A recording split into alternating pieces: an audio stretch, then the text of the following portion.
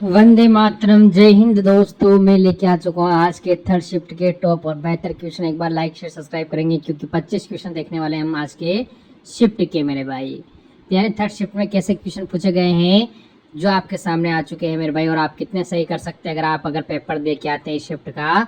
तो सारे क्वेश्चन हम डिस्कस करने वाले हैं। एक बार लाइक शेयर सब्सक्राइब करें अपने YouTube channel are exam class को। पहला सवाल आपकी स्क्रीन पर है साथियों, डीआरडीओ की स्थापना कब की गई थी? अगर आपसे पूछा जाए साथियों डीआरडीओ का हेडक्वार्टर कहां पर है, तो इसका हेडक्वार्टर कहां पर आप लोग ध्यान रखेंगे, नई दिल्ली में इसका हेडक्वार्टर है। क्या इसका हेडक्वार्टर कहां पर है? नई दिल्ली में इसका हेडक्वार्टर है। अगर आपसे पूछा जाए कि डीआरडीओ के प्रमुख कौन है साथियों, तो समीर वी कामत का नाम आप लोग ध्यान रखेंगे। किसका नाम आप लोग ध्यान रखेंगे साथियों? समीर वी कामत जो है ना, ये डीआरडीओ के अध्यक्ष है, प्रमुख है। अगर बात करते हैं डीआरडीओ की स्थापना कब हुई थी, तो 1958 में ही डीआरडीओ की स्थापना हुई थी। ये भी आपको मालूम होना चाहिए भाई। जिनका भी आंसर यहाँ पर ऑप्शन नंबर ए है, मैं कहूंगा बिल्कुल करेक्ट है। उसके बाद देखिए अगला सवाल है कि माजुली एक नदी द्वीप है। बिल्कुल सही। जो निम्नलिखित में से किस नदी पर स्थित है? तो ये किस नदी पर स्थित है साथियों? ब्रह्मपुत्र नदी पर स्थित है। ये सवाल आपसे बहुत पूछा जाता है। तो माजुली असम में जो ब्रह्मपुत्र नदी है, इस नदी के बीच में स्थित एक बड़ा नदी द्वीप है। अगर आपसे पूछा जाए दुनिया का सबसे बड़ा नदी द्वीप कौन सा है, तो आप लोग क्या बताएंगे साथियों? माजुली नदी द्वीप बताएंगे। जब हम साथियों माजुली की बात करते हैं, किसकी बात करते हैं? माजुली की बात करते हैं, क्योंकि एक सवाल आपसे बहुत पूछा जाता है, वो मैं आपको यहाँ पर साथियों बता देता हूँ। आपसे पूछा जाता है कि असम की सांस्कृतिक राजधानी क्या है। क्या साथियों आपसे पूछा जाएगा कि असम की सांस्कृतिक राजधानी अगर आपसे पूछा जाए तो आपको क्या बताना है साथियों? माजुली ही आपको बताना है, ठीक है ना। तो जितने इंपॉर्टेंट फैक्ट मैंने आपको बताए हैं वो आप लोग ध्यान रखेंगे। उसके बाद देखिए अगला सवाल है कि 9 डिग्री चैनल किसको किससे जोड़ता है? तो 9 डिग्री चैनल की अगर बात करें साथियों, मिनिकाय से मुख्य भूमि द्वीप को जोड़ता है। ये आप लोग यहाँ पर ध्यान रखेंगे। जिनका भी आंसर ऑप्शन नंबर ए के साथ है, मैं कहूंगा बिल्कुल करेक्ट है। नेक्स्ट नंबर का सवाल देखिए कि निम्नलिखित में से कौन सा तथ्य पीसी महालनोबिस, जिन्होंने भारत की पंचवर्षीय योजनाओं के निर्माण में योगदान दिया था, पीसी महालनोबिस ने क्या किया था? पंचवर्षीय योजनाओं में योगदान दिया था। ये किससे संबंधित नहीं थे? हमें मालूम होना चाहिए इनका संबंध किससे किससे था। देखिए उन्होंने भारतीय सांख्यिकी संस्थान की स्थापना की थी। अब डायरेक्ट यहाँ से 3-4 सवाल बनेंगे। आपसे पूछा जाए कि भारतीय सांख्यिकी संस्थान की स्थापना किसने की थी, तो आप लोग ध्यान रखेंगे पीसी महालनोबिस ने की थी। ये संबंधित हैं। उन्होंने सांख्य पत्रिका की शुरुआत की, तो बिल्कुल सही। अगर आपसे पूछा जाए किसने सांख्य पत्रिका की शुरुआत की, तो महालनोबिस जी ने। उसके अलावा भारतीय नियोजन के वास्तुकार के रूप में भी जाना जाता है, बिल्कुल। यानी कि अगर आपसे पूछा जाए कि किसे भारतीय नियोजन के वास्तुकार के रूप में जाना जाता है, तो पीसी महालनोबिस जी को। महालनोबिस का जन्म 1983 में कलकत्ता में हुआ था साथियों, ये आपको बताया जा रहा है। तो मैं कहूंगा नहीं साथियों, ठीक है ना। जन्म उनका 1983 में एक तरीके से कलकत्ता 1983 में नहीं हुआ था। कब हुआ था साथियों? 1893 में हुआ था। कब हुआ था? 1893 में हुआ था। तो मैं कहूंगा ये आपका गलत ऑप्शन हो जाएगा, गलत ऑप्शन हो जाएगा। तो यही आपका बिल्कुल करेक्ट आंसर हो जाएगा। पीसी महालनोबिस की अगर बात करें, इनका पूरा नाम साथियों क्या है? प्रशांत चंद। क्या? प्रशांत चंद महालनोबिस इनका नाम है। और इन्हीं को क्या कहा जाता है, आप लोग ध्यान रखेंगे साथियों? भारतीय सांख्यिकी का क्या साथियों?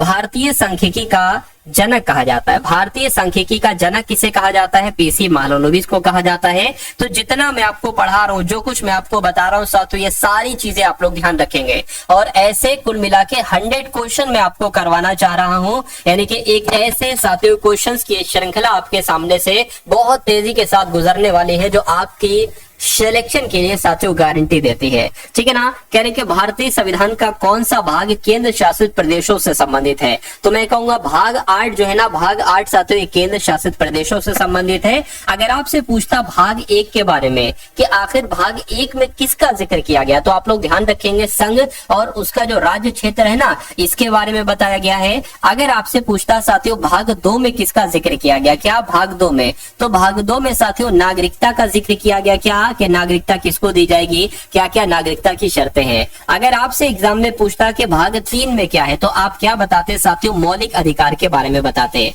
ठीक है ना। मौलिक अधिकार, क्या मौलिक अधिकार कह लो या मूल अधिकार कह लो, सवाल ऐसे पूछा जाएगा कि निम्नलिखित में से किस भाग में मौलिक अधिकार है, या कौन सा भाग मौलिक अधिकार से संबंधित है? तो भाग 3 मौलिक अधिकार से संबंधित है। जब हम बात करते हैं साथियों भाग 4 की, किसकी? भाग 4 की अगर बात करें तो जो एक तरीके से राज्य के नीति निर्देशक तत्व होते हैं ना, राज्य के जो आपके नीति निदेशक तत्व होते हैं साथियों, उनसे ये संबंधित है। भाग 4 ये आप लोग ध्यान रखेंगे। और अगर साथियों एक और पूछा जाता है भाग 4 का ए, क्या अगर आपसे पूछ लिया जाए साथियों भाग 4 का एक तरीके से ए करके ऐसे करके पूछा जाता है, तो ये साथियों मूल कर्तव्यों से संबंधित है, यानी कि मौलिक कर्तव्यों से इसका संबंध है। ये भी आप लोग यहाँ पर ध्यान रखेंगे, ठीक है ना। एक और मैं आपको साथियों बता देता हूं, देखिए भाग 5 की अगर बात करें तो ये किससे संबंधित है। भाग 5 की अगर बात करें, ये संघ सरकार यानी कि केंद्र सरकार से संबंधित है।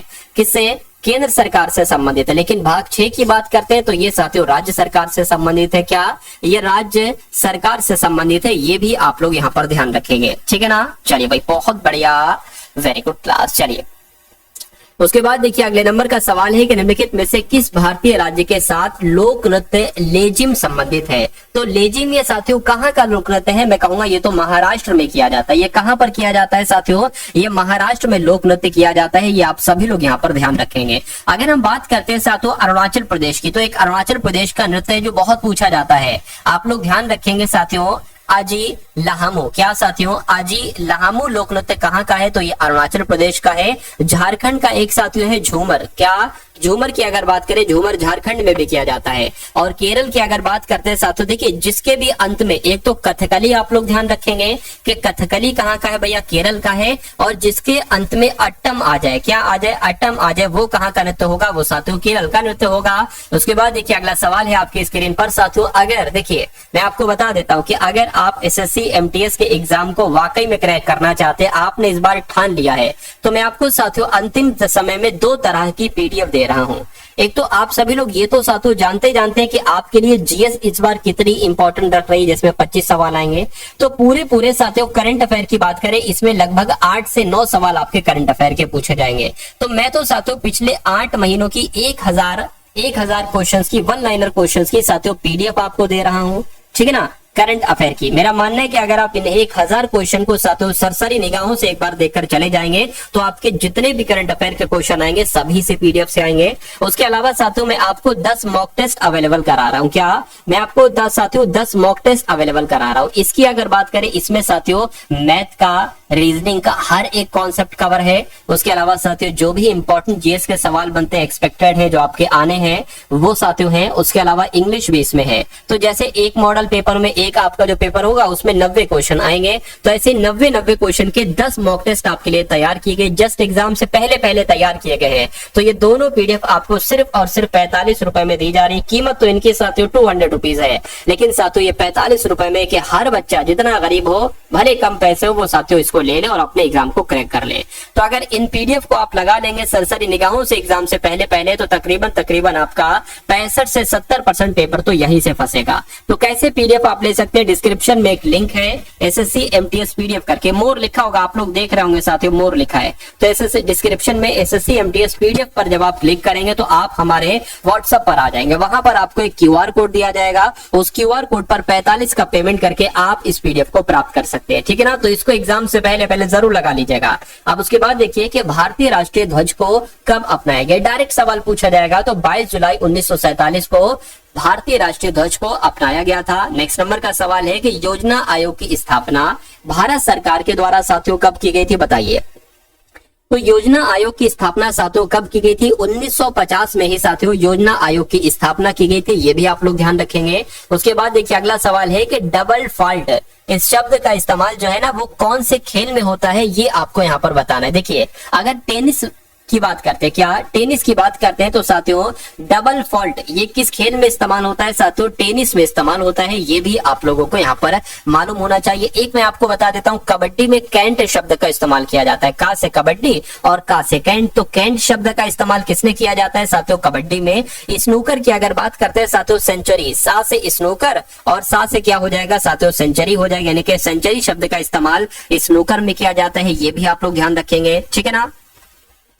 उसके अलावा साथियों यहाँ पर अगर हम लोग बात करते हैं, ठीक है ना, और टेनिस की अगर बात करें तो डबल फॉल्ट का इस्तेमाल किया जाता है। उसके बाद देखिए अगले नंबर का सवाल है कि 1920 का भारतीय राष्ट्रीय कांग्रेस का अधिवेशन निम्नलिखित में से किस स्थान पर हुआ था? मुझे बताइए। देखिए 1920 में जो भारतीय राष्ट्रीय कांग्रेस का अधिवेशन हुआ था, ये कहां पर हुआ था साथियों? ये नागपुर में हुआ था। कहां पर हुआ था? ये नागपुर में हुआ था। ये भी आप लोगों को यहाँ पर मालूम होना चाहिए। 1920 का ठीक है ना। चलिए उसके बाद देखिए नेक्स्ट नंबर का सवाल है आपके स्क्रीन पर, मुझे बताइए कि प्रसिद्ध बौद्ध ग्रंथ का नाम, यानी कि इन चारों ऑप्शन में से जो एक प्रसिद्ध बौद्ध ग्रंथ है ना, उसका नाम क्या है साथियों, दीघ निकाय ग्रंथ है। उसके बाद देखिए भारत में प्रत्येक वर्ष संविधान दिवस को कब मनाया जाता है, मुझे बताइए। देखिए अगर बात करते हैं, देखिए 26 नवंबर को कौन सा दिवस मनाया जाता है, संविधान दिवस मनाया जाता है। अगर आपसे एग्जाम में मान लीजिए पूछ ले कि राष्ट्रीय विधि दिवस कब मनाया जाता है, क्या अगर आपसे एग्जाम में पूछ लिया जाए कि भैया ये बता दीजिए कि राष्ट्रीय विधि दिवस कब मनाया जाता है, तो आप क्या बताएंगे, तो भी आप साथियों 26 नवंबर ही बताएंगे। क्या बताएंगे साथियों, 26 नवंबर ही बताएंगे। ये आप लोग यहाँ पर ध्यान रखेंगे, ठीक है ना। अगर बात करते हैं भारतीय संविधान का जनक किसे कहा जाता है, तो डॉक्टर भीमराव अंबेडकर को भारतीय संविधान का जनक कहा जाता है। उसके बाद देखिए बिम्स्टेक बहुत पूछा जाता है। बिम्स्टेक एक उप क्षेत्रीय समूह है जिसमें दक्षिण एशिया और दक्षिण पूर्व एशिया के 7 देश शामिल है। तो आपसे पूछा जा रहा है कि बिम्स्टेक का हेडक्वार्टर कहां पर है, बिम्स्टेक का मुख्यालय कहां पर है, मुझे बता दीजिए, ठीक है ना। अगर बात करते हैं साथियों बिम्स्टेक की, अगर बात करें साथियों तो इसका मुख्यालय कहां पर है, ढाका में है। बांग्लादेश की राजधानी है क्या, बांग्लादेश की राजधानी साथियों ढाका में ही बिम्स्टेक का मुख्यालय है, ये भी आप लोग ध्यान रखेंगे। अगर बिम्स्टेक में कौन कौन से सदस्य हैं मैं आपको सरसरी तौर से बता देता हूं, जैसे अपना भारत है, भारत का जो पड़ोसी देश है नेपाल वो है, भारत का पड़ोसी देश बांग्लादेश है, पड़ोसी देश भूटान है, श्रीलंका है, म्यांमार है, थाईलैंड है, ठीक है ना। ये सारे देश साथियों बिम्स्टेक में शामिल है। उसके बाद देखिए भारतीय अर्थव्यवस्था का प्राथमिक क्षेत्र क्या है, मुझे बताइए। देखिए अगर बात करें भारतीय अर्थव्यवस्था का प्राथमिक क्षेत्र क्या बैंकिंग है, नहीं। सूचना प्रौद्योगिकी है, नहीं साथियों। कृषि, देखिए कृषि है भारतीय अर्थव्यवस्था का प्राथमिक क्षेत्र। उसके अलावा साथियों क्या है, एक तरीके से डेयरी भी है, क्या डेयरी भी है। और उसके अलावा साथियों वानिकी जो है ना, वानिकी, ये भी साथियों वानिकी भी भारतीय अर्थव्यवस्था का प्राथमिक क्षेत्र है, क्योंकि कृषि की जगह अगर वानिकी आ जाए तो वानिकी आपका राइट आंसर हो जाएगा। खनन भी है और उसके अलावा अगर बात करते हैं साथियों मत्स्य भी है, ठीक है ना। ये साथियों भारतीय अर्थव्यवस्था के प्राथमिक क्षेत्र हैं, ये आप सभी लोगों को मालूम होना चाहिए।